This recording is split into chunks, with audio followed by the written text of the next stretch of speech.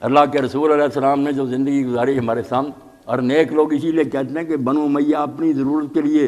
اگر حضور علیہ السلام کے روضے نہ برباد کرتے حجرے، مگر ان کے لیے موت تھی۔ لوگ جب مدینہ میں آتے ہوئے کہتے ہیں یار جن کے تم خلیفہ بنے ہوئے ان کی معیشت دیکھو، ان کا گزران دیکھو کہ کیسے کمرے ہیں، کیسے چھوٹے چھوٹے حجرے ہیں، تم لوگ محلوں میں رہ رہے۔ تو پھر مسجد کی توسیع کے لیے ان کو نہ گرا دی۔ اور مدینہ شریف کے لوگ تاریخ ہیں، آپ مدینہ اتنا اس نے روئے کہ شاید حضور کی وفات پر بھی نہ روئے۔ اور علماء لکھتے ہیں اگر وہ آج بھی حجرے ہوتے تو ہم کافروں سے کہتے کس منہ سے تم یار کہتے ہو کہ یہ آدمی سچا نبی نہیں تھا، اس نے اتنی دنیا ان کے نام پر جانے قربان کر رہے، کیا دنیا سے فائدہ اٹھا کہ آخری وقت اپنی ذرا گرو رکھ کے اپنی بیویوں کو اس نے اناج لے کر دیا، سلطنت پیروں کے نیچے تھی، بیت المال قبضے میں تھا، مگر بیویوں کے لیے ایک یہودی سے ادھار خریدا، بعد میں ذرا پھک کرائی۔ اس لیے رسول کریم علیہ السلام نے ہمیں یہ نمونہ دیا کہ جو آنے والا وقت ہے نا مرنے کے بعد، اس کے لیے کچھ کر لو، ورنہ یہ جس کو تم آباد کرنے میں لگے ہوئے نا یہ یہی ہوگا، تخرب ما یبقی و تعمر فانی، تو جو رہنے والی ہے اس کو اجاڑ رہا ہے،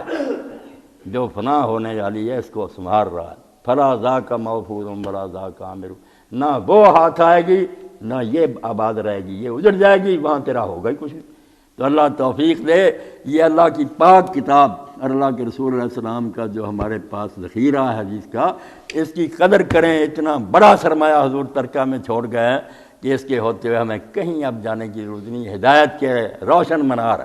یہاں سے سب کچھ ملتا ہے۔ اور وہ بات جو حضرت ابو ہریرہ رضی اللہ عنہ بازار میں جا کر کئی لوگ دکانوں پر بیٹھے، انہوں نے کہا تم بیٹھے ہوئے ہو مسجد نبوی میں حضور کی جائیداد تقسیم ہو رہی، اب لوگ بھاگے گئے کہ شاید جو آپ کو چھوڑ گئے تھے اب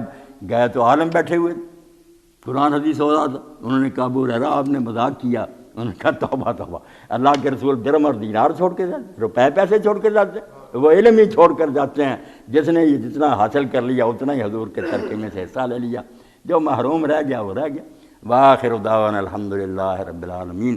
والصلاة والسلام علی رسول الکریم سیدنا